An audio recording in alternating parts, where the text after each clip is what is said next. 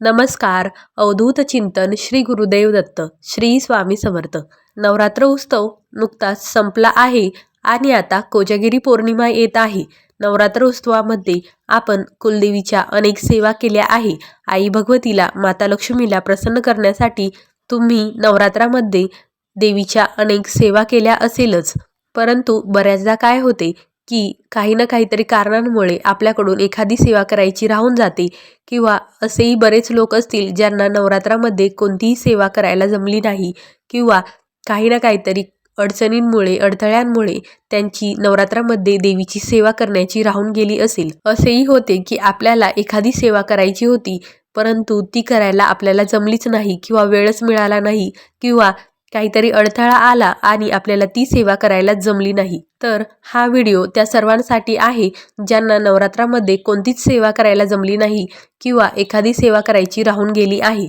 आणि एक महत्त्वाची सेवा जी नवरात्रामध्ये आपण केली नाही, परंतु आपण कोजागिरी पौर्णिमेला ती करू शकतो, जी कोजागिरी पौर्णिमेला केल्यामुळे आपल्याला नवरात्रामध्ये सेवा केल्याचे पुण्य मिळेल. नवरात्रानंतर येणारी कोजागिरी पौर्णिमा म्हणजेच अश्विन महिन्यातील पौर्णिमा, तिला आपण शरद पौर्णिमा किंवा रास पौर्णिमा किंवा नवरात्र पौर्णिमा असे देखील म्हणतो. कोजागिरी पौर्णिमा ही देवीच्या पूजेसाठी खूप महत्त्वाची असते. कोजागिरी पौर्णिमेच्या दिवशी माता लक्ष्मीची पूजा केली जाते आणि माता लक्ष्मीला प्रसन्न करण्यासाठी अनेक सेवा केल्या जातात. अनेक लोक कोजागिरी पौर्णिमेच्या दिवशी देवीच्या मुख्य पीठावर जाऊन देवीचे दर्शन घेतात आणि देवीला प्रार्थना करतात, देवीची पूजा करतात.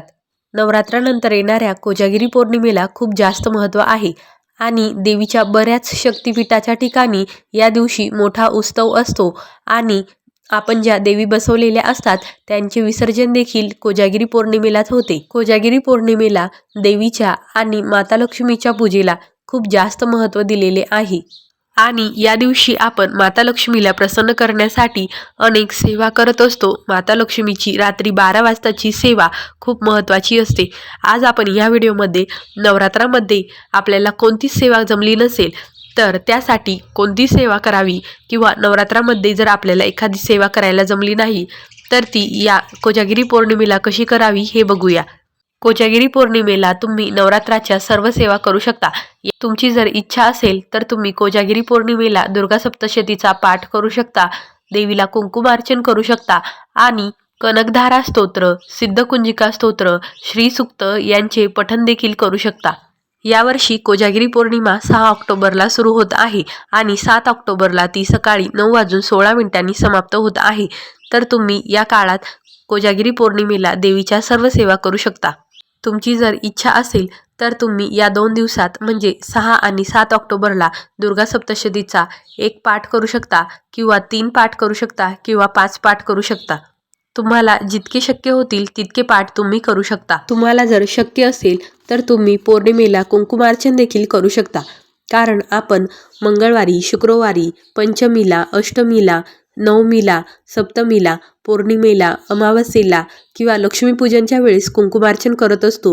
जर तुम्हाला देवीला कुंकुमार्चन करायचे असेल तर कोजागिरी पौर्णिमेला तुम्ही देवीचे कुंकुमार्चन करू शकता आणि 7 तारखेला म्हणजेच मंगळवारी 9:16 पौर्णिमा समाप्ती होणार आहे.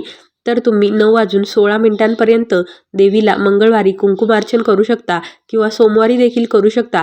आणि मंगळवारी जर केले तर तुम्ही पौर्णिमा आणि मंगळवार दोन्ही दिवसाचे कुंकुमार्चन तुम्हाला देवीला करता येईल.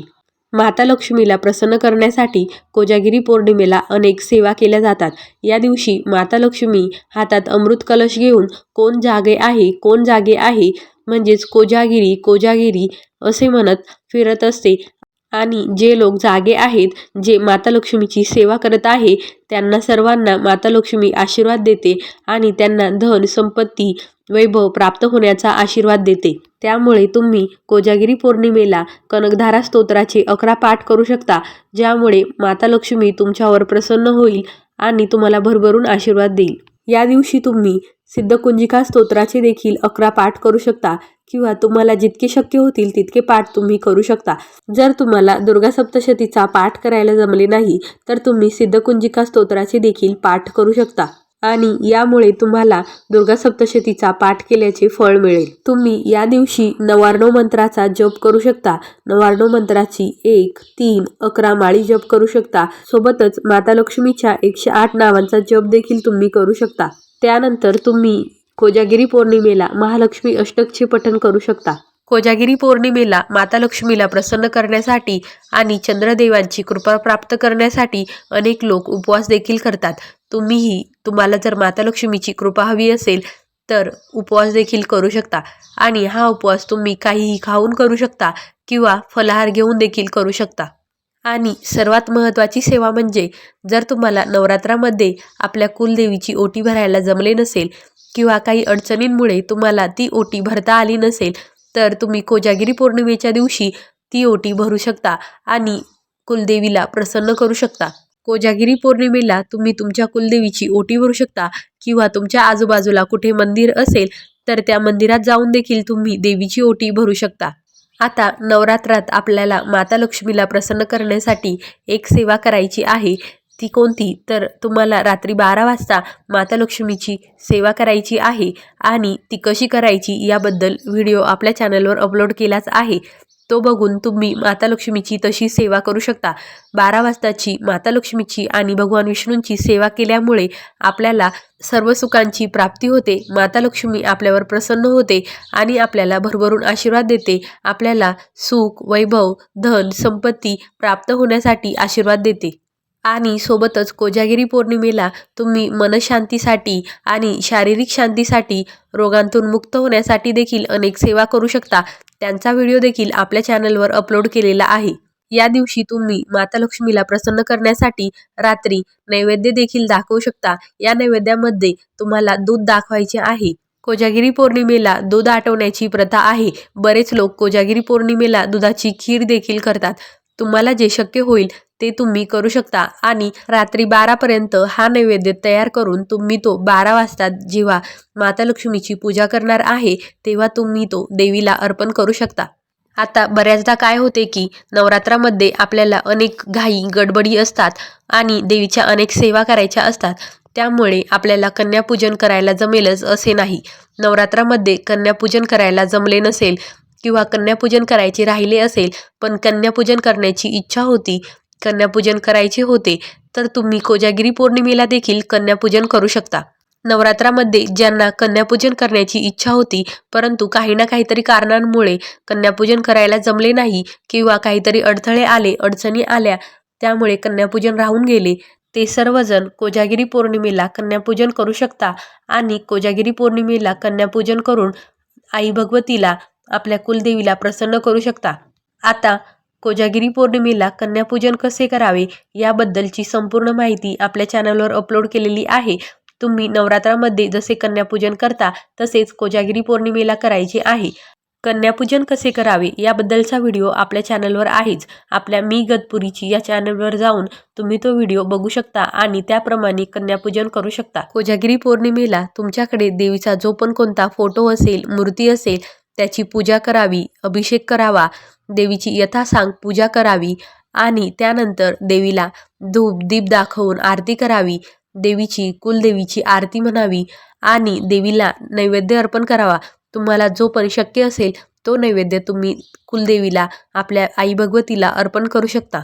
आणि सायंकाळी देखील तुम्ही देवीची पूजा करावी, देवीची आरती करावी आणि देवीला दुधाचा नैवेद्य अर्पण करावा। कोजागिरी पौर्णिमेला तुम्ही देवीला तिला प्रिय असलेली फुले अर्पण करू शकता। माता लक्ष्मीला प्रिय असलेले कमळाचे फूल देखील अर्पण करू शकता। या सर्व सेवा तुम्ही कोजागिरी पौर्णिमेला म्हणजेच सोमवारी आणि मंगळवारी करू शकता। पौर्णिमेच्या काळात तुम्ही या सेवा करू शकता। जर तुम्हाला पौर्णिमेच्या काळात नाही शक्य झाले तर तुम्ही मंगळवारी पौर्णिमा संपल्यानंतर देखील या सर्व सेवा करू शकता। कारण तो दिवस पौर्णिमेचा आहे आणि मंगळवारीच उगवतीची पौर्णिमा आहे, म्हणजे सूर्यदेवाने बघितलेली पौर्णिमा आहे। त्यामुळे मंगळवारचा दिवस हा पौर्णिमेचा असणार आहे। पौर्णिमेच्या दिवशी म्हणजेच कोजागिरी पौर्णिमेला तुम्ही जर मंगल कलश स्थापन केलेला नसेल तर तुम्ही मंगल कलशाची देखील स्थापना करू शकता आणि मंगल कलश स्थापन केलेला असेल तर तुम्ही कोजागिरी पौर्णिमेला तो बदलू शकता। त्याचे नारळ बदलू शकता, पाणी बदलू शकता, तांदूळ बदलू शकता आणि नव्याने पुन्हा मंगल कलश स्थापन करू शकता। अशा प्रकारे कोजागिरी पौर्णिमेला तुम्ही नवरात्रात ज्या सेवा केलेल्या नसेल त्या सर्व सेवा करू शकता, उपवास पकडू शकता, मंगल कलशाची स्थापना करू शकता आणि या दिवशी माता लक्ष्मी भगवान विष्णूंसोबत, इंद्रदेवांसोबत, कुबेरदेवांसोबत आणि चंद्रदेवांसोबत भ्रमणासाठी निघते आणि त्यामुळे या दिवशी तुम्ही रात्री 12 वाजता माता लक्ष्मीची सेवा करू शकता आणि माता लक्ष्मीला प्रसन्न करण्यासाठी श्री सूक्त, कनकधारा स्तोत्र, सिद्धकुंजिका स्तोत्र यांची पठण देखील करू शकता। महालक्ष्मी अष्टकचे पठण देखील करू शकता। आता कोजागिरी पौर्णिमेला उपवास कसा करावा आणि माता लक्ष्मीची 12 वाजता सेवा कशी करावी याबद्दलचा संपूर्ण व्हिडिओ आपल्या चॅनलवर अपलोड केलेला आहे। तुम्ही आपल्या मी इगतपुरीची या चॅनलवर जाऊन तुम्ही तो व्हिडिओ बघू शकता। व्हिडिओ आवडला तर चॅनलला सबस्क्राईब करा, व्हिडिओला लाईक करा। व्हिडिओ बघितल्याबद्दल धन्यवाद। अवधूत चिंतन श्री गुरुदेव दत्त, श्री स्वामी समर्थ। जय जय स्वामी समर्थ।